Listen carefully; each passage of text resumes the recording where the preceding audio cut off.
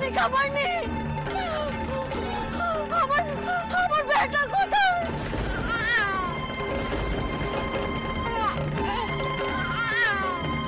ও মা গো, দেখো কি কাণ্ডে!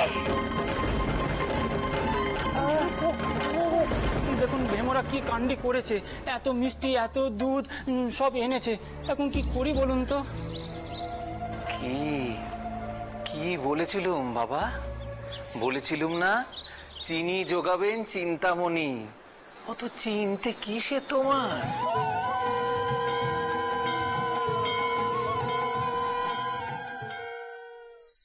ও চন্দ্রাবু, এখন থেকে তোর ছেলের খাওয়া পড়া নিয়ে তোকে আর ভাবতে হবে না রে। এই ছেলে তো নিজেই নিজের ব্যবস্থা করে নিয়েছে, এখন থেকে তার পেমেন্ট পাওয়া যাচ্ছে। তুই জানিস গয়লাপাড়া থেকে সকলে এসেছে, সঙ্গে এত এত মিষ্টি আর দুধ এনেছে। তারা কি কইছে জানিস? তারা কইছে রোজ তাদের গরু যা দুধ দিত এখন নাকি তার চেয়ে অনেক বেশি দুধ দিচ্ছে রে, আর সেই দুধ তারা এখানে দান করতে চায়। ও মা, সে কি কথা লো? হ্যাঁ, তা অত দুধ এই ঘরেই বা কে খাবে? আচ্ছা বেশ, তুই এক কাজ কর, গে বউকে বল যে সমস্ত দুধ দিয়ে পায়েস বানিয়ে নিয়ে গায়ে সকলকে বিলিয়ে দিতে, আর সঙ্গে যেন মিষ্টি দেয়। দেখিস বেটা হয়েছে, সবাই একটু মিষ্টি মুখ করুক। আর ছেলে তো নিজের মিষ্টির ব্যবস্থা নিজেই করে নিয়েছে।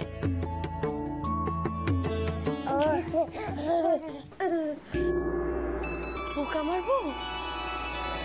দেখ দেখ, একবার মুখ কানা দেখ,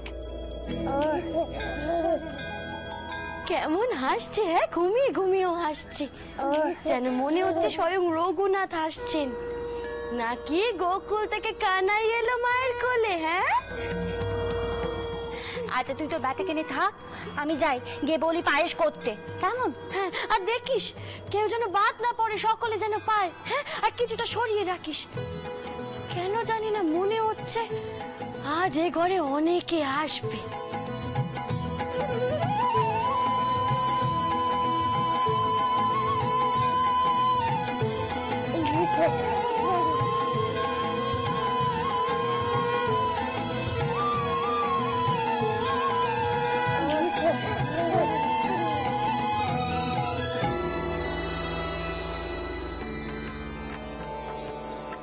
কল্যাণ হোক,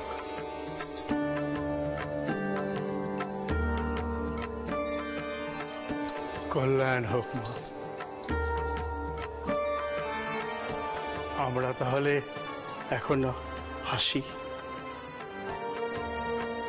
আমাদের সঙ্গী এখন অনেক সুস্থ হয়ে গেছে। আমি কামারপুকুর থেকে ফেরবার পথে একটিবার তোমার সাথে দেখা করে যাব মা।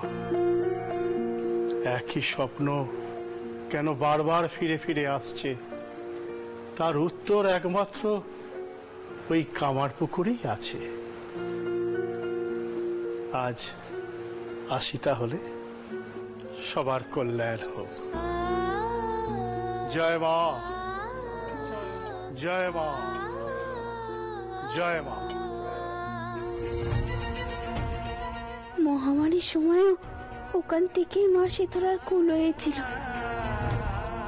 তারপরেই আমার কুমারী সেরে উঠল। এখন কালী সাধকরা শিখে নিয়ে যাচ্ছেন। বাবা আবার ধ্যানে বসে দেখলেন ওই কামার পুকুরেই নক্ষত্র নেমে এসেছে।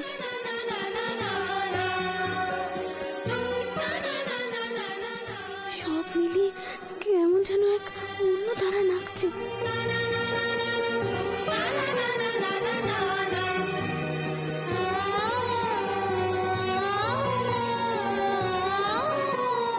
কাল রেতে এনারা কখন এসেছিলেন রে চন্দর? বেশ রাতে ফুল ঠাকুমা, ভাগ্যিস তখন আমরা জেগেছিলাম। এদিকে তোমাদের নাত বউ তো আবার আগের মতো স্বপ্ন টপ্ন দেখে ঠাকুর ঘরে চলে গিয়েছিল। সে কি রে, অনেক কাল তো হলো, এমন ধারা তো হয়নি নাত বউয়ের।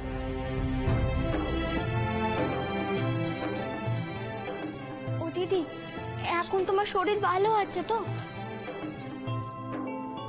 ছোট কর্তা, সর্দার কিছু বলবে? হ্যাঁ ছোট কর্তা, বলছিলাম আমার কটা দিন একটু ছুটি চাই, গাঁয়ে যাব। আমার মেয়ে সৌদামিনীকে নিয়ে আমার এক সম্বন্ধীর বাড়িতে রেখে আসবো ছোট কর্তা। সম্বন্ধীর কাছে রেখে আসবে কেন? আর বলেন কেন রানীমা, মামরা মেয়েটা আমার দেখতে দেখতে ডাগর হয়ে গেল, ঘরে একা একা থাকে, গাঁয়ের 5 জন 5 কথা বলছে রানীমা। সে কি কথা, তুমি এত কাল তোমার মেয়েটাকে গায়ে একা একা রেখে এসো, এই বাড়িতে আনুনি কেন? কত মানুষজনই তো এই বাড়িতে আসিত থাকে, তাকেও তো এখানে আনতে পারতে। তুমি আজই তাকে এখানে নিয়ে আসবে। সর্দার, তোমার রানীমা ঠিক কথা বলেছেন। তোমার মেয়েকে আর আত্মীয় বাড়িতে রাখতে হবে না, এখানে নিয়ে এসো। তোমার মেয়ে তোমার কাছেই থাকুক। ছোট কর্তা আপনি যে আগে রানীমা।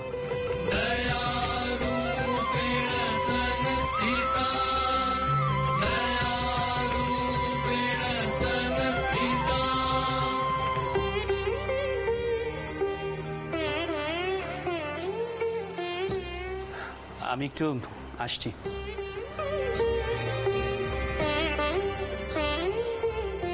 বউ, সর্দারের মেয়েকে ঘরে টাই দিচ্ছিস, ভালো করে বিবেচনা করে দেখেছিস তো? দেখিস বাপু, কাঁচা বয়স যেন কোনো গোল না বাঁধে।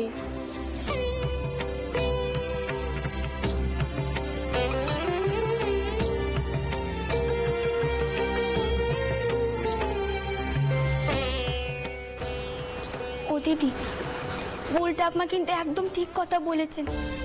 এ বাড়িতে কত লোকের বাস, কার মনে কি আছে। তাছাড়া ডাগর মেয়ে, অবিবাহিত, একখানে বিপদ হতে কতক্ষণ বলো তো? তুই এই কথা কইছিস সরোজ? সর্দারের পাশে আমরা না দাঁড়ালে, তাকে আমরা টাই না দিলে কে দেবে বলতো? আর সমর্থ মেয়ে বলে যদি সবাই তাকে দূরে ঠেলে দেয়, সে বেচারির কি হবে? সর্দারের এই বিপদে আমাদের কি সর্দারের পাশে দাঁড়াতে হবে।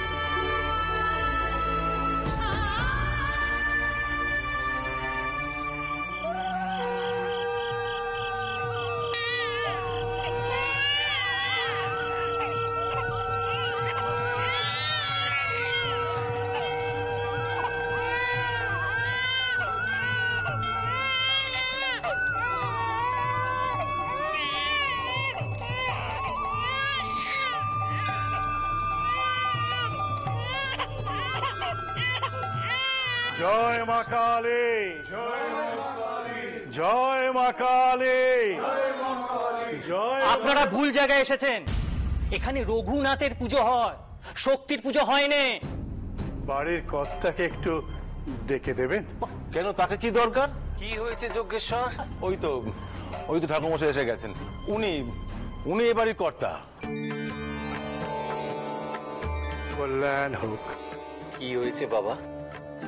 আমরা অনেক দূর থেকে আসছি, আপনার সঙ্গে নিভৃতে দুটো কথা বলতে চাই। নিভৃতে কথা মানে? আমরা সবাই ক্ষুদিরামের আপনার জন, আমাদের সামনে আপনি সব কথা বলতে পারেন। চাটুচ্ছে বলছি, তুমি কিন্তু খবরদার ওই তান্ত্রিকদের সঙ্গে নিভৃতে কথা বলতে চেও না। ওরা সব কুন্তুক জানে, কি করে বসবে শেষে গৃহেরই একটা অকল্যাণ হবে। ভাই যজ্ঞেশ্বর, সবচেয়ে বড় গন্তুক যে করে সে তো আমার ঘরে এসেছেন গো। আমার আবার ভয় কিসের?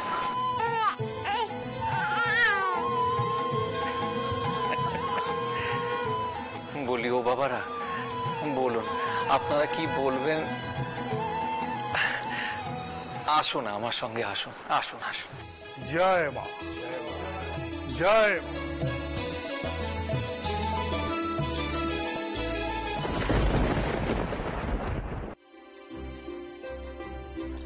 প্রতিদিন চুলে তেল মাখলে চুলের গোজ বাড়ে, এর জন্যই আমি বলি কোলা চুলে বাইরে বেরিও নি। রানীমা, ও সর্দার, ভেতরে এসো।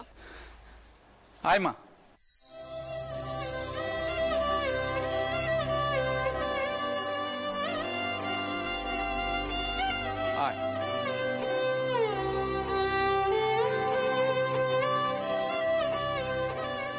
রানীমা, এই হলো আমার মেয়ে সৌদু, সৌদামিনী।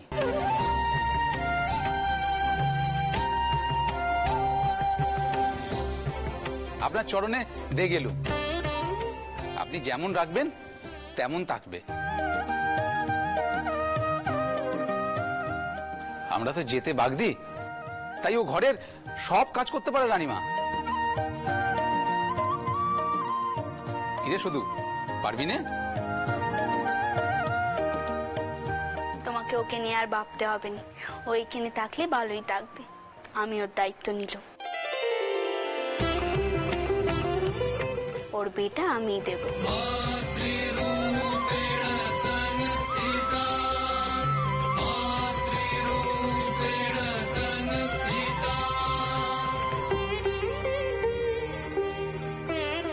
আপনার অশেষ দয়া রানীমা, এই মেয়েকে নেই যত চিনতে ছিল।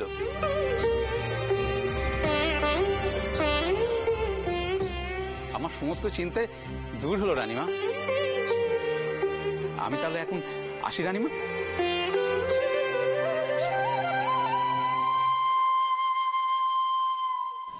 এত বড় ধাড়ি মেয়ের এখনো বিয়ে হয়নি কেন গা? কোনো দোষ টোষ আছে নাকি?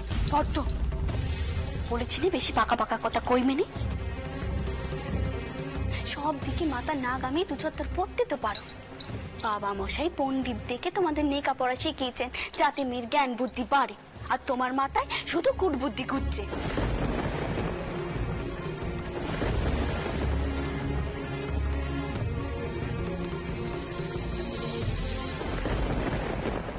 মা আমি যাই, গুরু মশাইয়ের পড়া করি। যাও মা।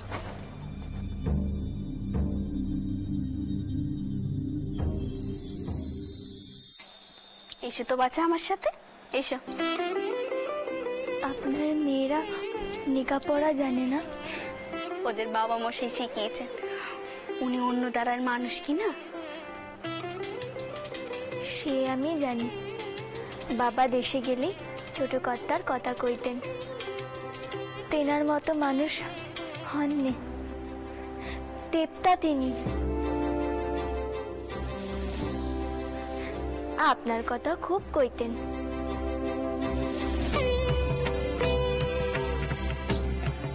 আমি আপনার সব কাজ করে দেব, আপনার তো কোনো খাস নোক নেই। আমার আবার খাস নোক না বাচ্চা, আমার কোনো খাস নোক নেই। তবে তুমি যদি চাও আমার কাজ করতে তবে করো, কিন্তু আমার কাজ করার অর্থ শুধু আমার কাজ করা নয়, সকল মানুষের সেবা যত্ন করা।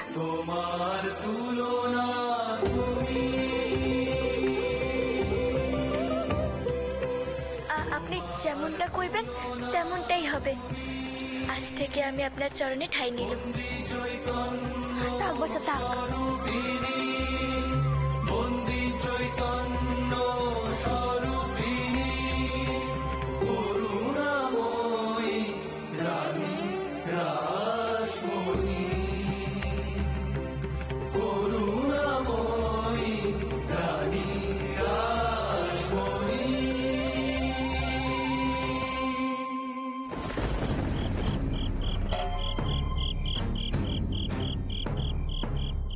বলুন বাবা, কি বলতে চান বলুন এবারে।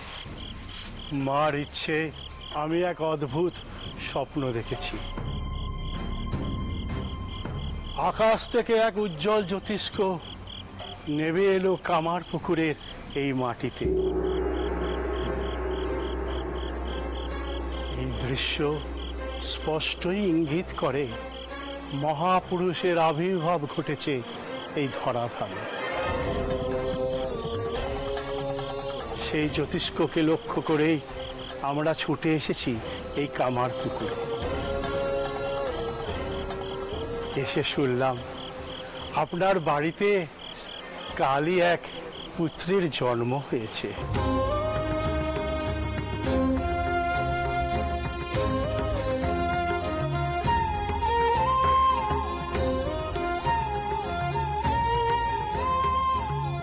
তোমার আগমন বার্তা চতুর্দিকে জানান দিয়েছ ঠাকুর, কিন্তু এ তো গদাধরের রূপ। কালী সাধকরা কি করে তোমার আগমন টের পেলেন বুঝতে পারছি না, এর অর্থ আমি বুঝতে পারছি না।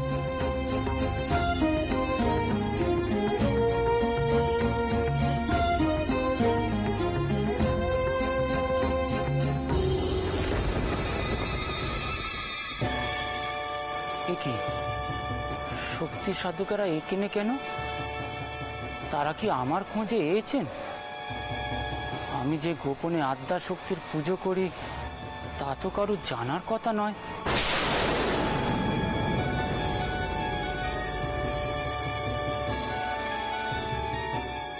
বাবা, ও বাবা রাম, এই দেখো না, এই বাবারা এসেছেন বহু বহু দূর থেকে কোন এক তারা খোসাকে লক্ষ্য করে। আমি বুঝতে পারছি বাবা, আমার ঘরে যিনি এসেছেন তার উদ্দেশ্য যে অনেক অনেক বড়। তার কর্মকাণ্ডই শুধু কামার পুকুরে আটকে থাকবে না, সে ছড়িয়ে পড়বে দূর দূরান্তে।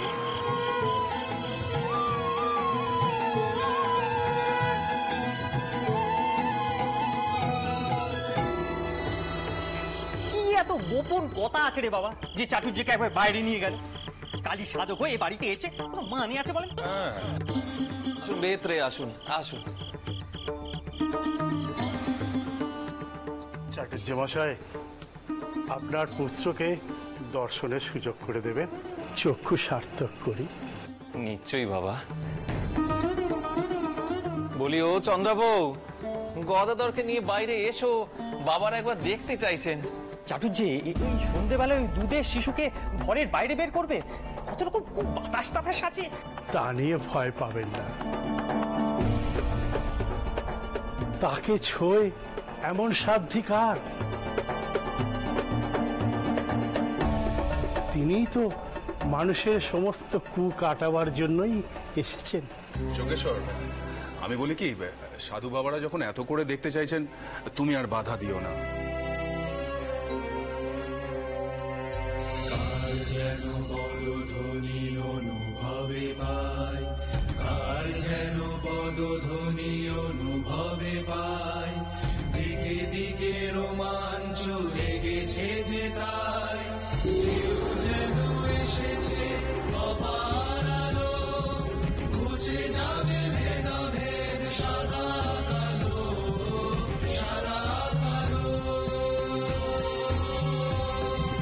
ঘুচে যাবে ভেদাভেদ সাদা কালো, সাদা কালো। কি রূপ!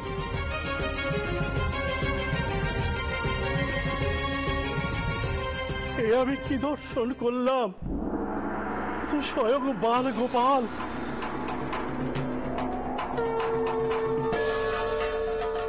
সারা শরীর থেকে এক দিব্য জ্যোতি বেরিয়ে আসছে।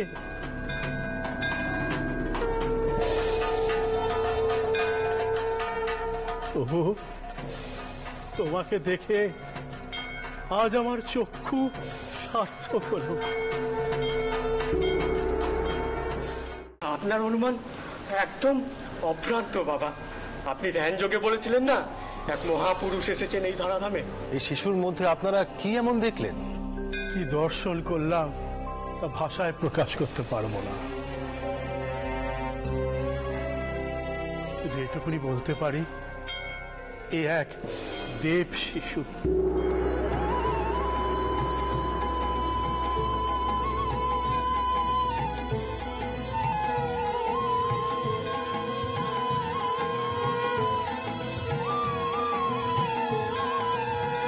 আমার মন বলছে যেদিন এই শিশুর লীলা প্রকট হবে, সেদিন যত পাপী তাপী আছে সবাই উদ্ধার পাবে এর কৃপায়।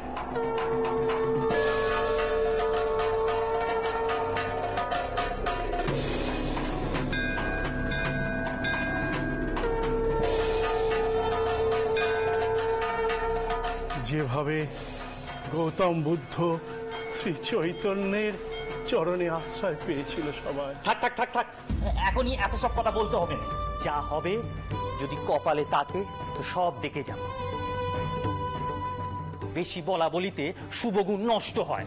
আমরা আজ তাহলে আসি চাটুর্য মশাই। আপনারা হলেন ঈশ্বর পিতা মাতা।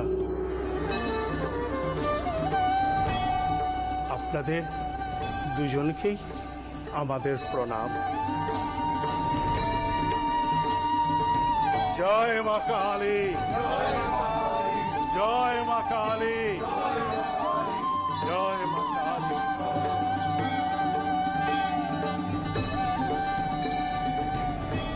ওগো চন্দ্রাবু, তোমার গদাধরকে দেখতে যারা এসেছিলেন না এখানে, তারাও সব পুণ্যবান গো। তাদের পায়ের ধুলিতে আজ কামার পুকুরের মাটি, আমার ঘর সব ধন্যী হয়ে গেল।